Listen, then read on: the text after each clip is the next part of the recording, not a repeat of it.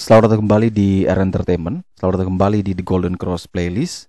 Seperti biasa hari ini kita akan melanjutkan review saham part yang ke-402. Namun sebelumnya bagi teman-teman yang mungkin belum subscribe channel YouTube ini, sekali lagi jangan lupa tekan tombol subscribe, nyalakan lonceng notifikasinya agar teman-teman tidak pernah ketinggalan informasi-informasi terbaru dari channel ini. Di part yang ke-402 kali ini kita akan kembali mereview 6 saham, di mana ada saham Telkom, BRIS, TPIA, Waskita, Era, dan saham ISSP. Sebelum kita memulai untuk mereview ke 6 saham tersebut, maka kita akan kembali melihat pergerakan dari indeks harga saham gabungan kita, di mana indeks hari ini sempat terjerembab di level 6487, ya dibanting cukup kasar sekali tadi pagi.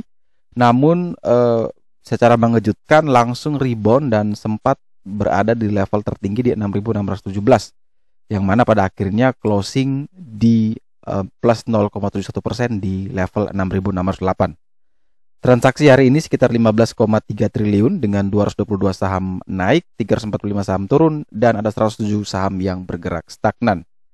Untuk net foreign tercatat di sini asing sell all market sebesar 1,17 triliun. Ini sudah mulai cukup besar dari biasanya.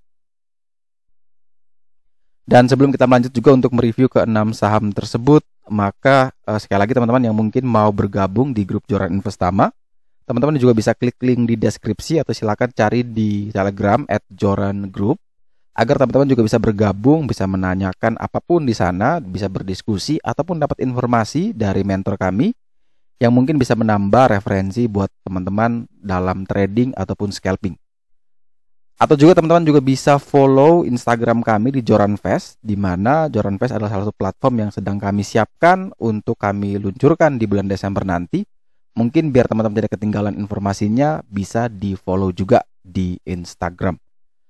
Oke, kita langsung ke saham pertama, yaitu saham Telkom, di mana saham Telkom Indonesia ini ditutup naik 3,24% di harga 4.140, di mana saham Telkom ini sudah bergerak naik, sudah melewati terus level PBH-nya di 3.930.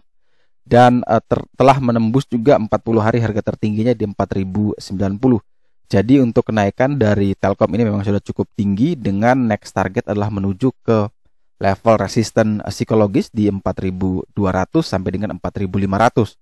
Bagi teman-teman yang ingin membeli, tentu ini secara resiko sudah high risk ya, ketimbang potensi upside yang ingin kita dapatkan. Jadi misalkan ketika dia dibanting turun mungkin ke level PBH katakan 3930, dibanding dengan potensi upside ke 4200 tentu lebih besar dibantingnya ya ke level support saat ini di 3930.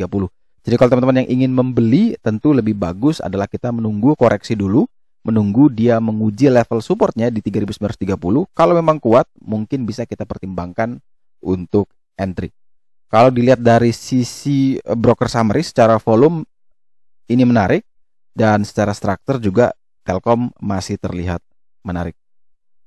Next kita punya saham BRIS, di mana saham Bank Syariah Indonesia ini ditutup minus 2,24% di harga 1.965, di mana saham BRIS ini akhirnya juga tidak mampu untuk naik kembali di level PBL di 2040, tidak bisa mempertahankan level tersebut dan akhirnya dia terus turun dan berpeluang besar untuk bisa terus melanjutkan penurunan, bahkan mengejar penurunan beberapa bulan sebelumnya di 1.700-an, dan itu masih memungkinkan juga bisa sampai ke 1.500. Jadi kalau teman-teman yang ingin membeli saham BRIS, maka tentu lebih baik kita menunggu sampai dia naik lagi di atas PBL, di atas 2040, barulah teman-teman ambil posisi untuk entry. Tapi selama dia masih belum naik atau masih belum breakout lagi di atas level tersebut, maka lebih baik kita wait and see sambil kita menunggu ada adjustment PBL baru, atau kita menemukan level atau titik support baru yang mungkin bisa menjadi acuan atau patokan kita dalam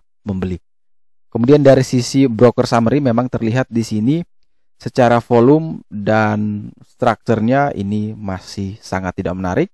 Jadi masih punya kesempatan untuk BRIS terus melanjutkan penurunan, dengan mungkin next targetnya adalah di 1.900 ya, menguji level support psikologisnya. Next kita punya saham TPI ya, di mana saham Chandra Asri ini ditutup naik 1,42% di harga 7.100. Dan ini merupakan level tertinggi dalam perdagangan hari ini dari TPIA sendiri, dan masih memungkinkan untuk TPIA bisa terus melanjutkan kenaikan dengan potensi target kenaikan menuju ke 7.400, yang mana itu merupakan area PBH atau resisten terkuat dari TPIA saat ini. TPIA sendiri juga berhasil menembus PBL ya di 7.025, yang mana ini bisa dijadikan acuan sebagai level support. Dan jika ingin membeli maka bisa digunakan range buy 7.025 sampai dengan 7.100 sebagai area beli. Batasi cut loss kurang lebih di 6.900 sampai dengan 6.950, dan target kenaikan ke 7.400 sampai dengan 7.825. Akan tetapi kalau misalkan besok opening langsung dibanting di bawah 7.025, maka tentu lebih baik kita wait and see terlebih dahulu. Kalau dilihat dari sisi broker summary, memang secara volume masih menarik, namun secara strukturnya ini masih belum menarik. Oke, sebelum kita lanjut ke saham berikutnya, kita iklan sekali lagi. Bagi teman-teman yang mungkin mau berinvestasi juga di saham luar negeri, khususnya di Bursa Amerika, teman-teman juga bisa langsung mendaftar di link yang ada di deskripsi. Teman-teman bisa klik link tersebut dan langsung mendapatkan bonus sebesar $2. Sekarang teman-teman bisa dengan mudahnya untuk berinvestasi di Amerika dengan aplikasi GoTrade. Teman-teman juga bisa menonton kembali referensi-referensi yang sudah kami bagikan juga di YouTube ini, di mana teman-teman itu bisa menjadi tambahan wawasan dan mungkin bisa lebih meyakinkan teman-teman kenapa sih kita harus berinvestasi di Bursa Amerika juga. Nanti teman-teman ketika teman-teman klik link yang ada di deskripsi atau teman-teman klik bit.ly/invest di Amerika, teman-teman akan mendapatkan bonus, sekali lagi bonus sebesar $2 ya. Di mana bonus ini langsung teman-teman bisa pakai untuk berinvestasi di saham-saham seperti Facebook, Apple, Netflix, dan berbagai macam perusahaan-perusahaan besar yang mungkin teman-teman kenal dan teman-teman pakai produknya dalam keseharian. Jadi sekali lagi teman-teman, jangan lupa kalau mau pakai GoTrade, silakan download aplikasinya, gunakan kode referralnya 314155 atau bisa pakai link yang sudah kami taruh di deskripsi. Next kita punya saham Waskita, di mana PT Waskita Karya ini ditutup naik 1,87% di harga 815. Saham Waskita sendiri sempat anjlok ya tadi pagi di 775, namun setelah itu rebound secara meyakinkan, dia rebound, dan rebound ini memang berhasil kembali mempertahankan area penting di level support terkuatnya di 790.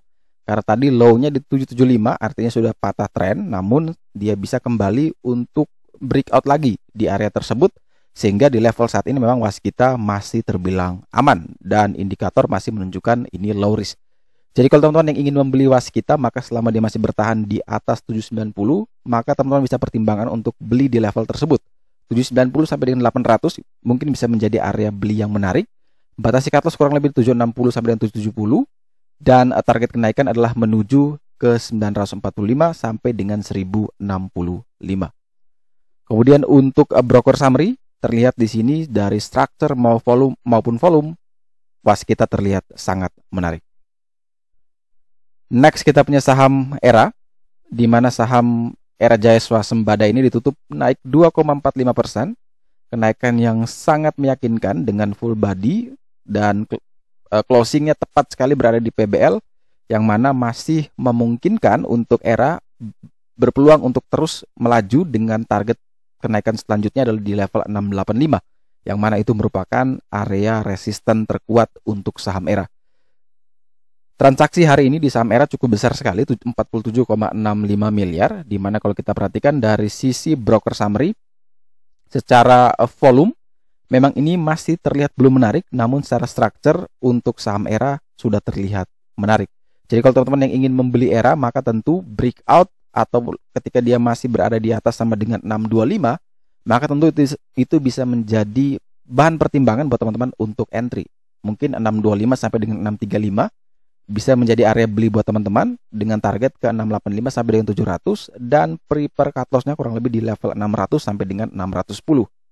Akan tetapi kalau memang dia tidak mampu untuk melewati 625, maka lebih baik kita wait and see terlebih dahulu di saham ini, karena takutnya itu hanya dead catch bounce, cuma naik sebentar untuk bisa turun lebih dalam lagi. Jadi lebih baik kita pastikan betul apakah era bisa mempertahankan level itu atau tidak. Kalau bisa maka silakan buy, kalau tidak lebih baik kita wait and see di saham ini.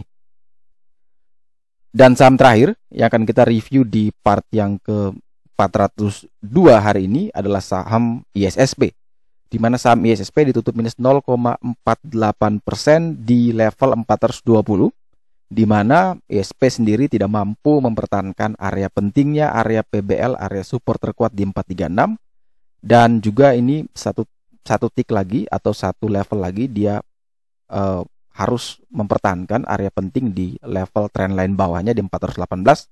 Kalau jebol maka potensi penurunan untuk ISP terbuka sangat lebar, bahkan bisa sampai ke 400. Bahkan kalau lebih sadisnya ya bisa kembali ke low 40 hari harga terendah di 290. Jadi kalau teman-teman yang ingin membeli memang spekulatif buy boleh dicoba selama dia masih bertahan di atas 418, silakan diambil kalau memang masih bertahan di atas level tersebut. Kalau jebol, terlanjur beli, prepare cut loss. Tapi kalau bisa kuat bertahan maka potensi upside itu terbuka lebar. Pertama menuju ke 436, di situ adalah PBL yang mana saat ini menjadi resisten terkuat. Kalaupun PBL itu bisa ditembus, maka terbuka lebar juga dia menuju ke 510, yang mana itu merupakan PBH-nya. Kalau dilihat dari sisi broker summary, secara volume ini masih belum menarik, tapi secara struktur untuk ISSP sudah terlihat mulai menarik. Oke, sekian dulu review saham part yang ke-402 hari ini. Terima kasih banyak teman-teman yang telah setia menonton. Sekali lagi, jangan lupa like, subscribe, dan share agar semua informasi yang dalam video ini dapat berguna, bermanfaat, dan tentunya bisa menjadi panduan trading di keesokan harinya. Sekali lagi terima kasih banyak. Sampai jumpa dan semoga membantu.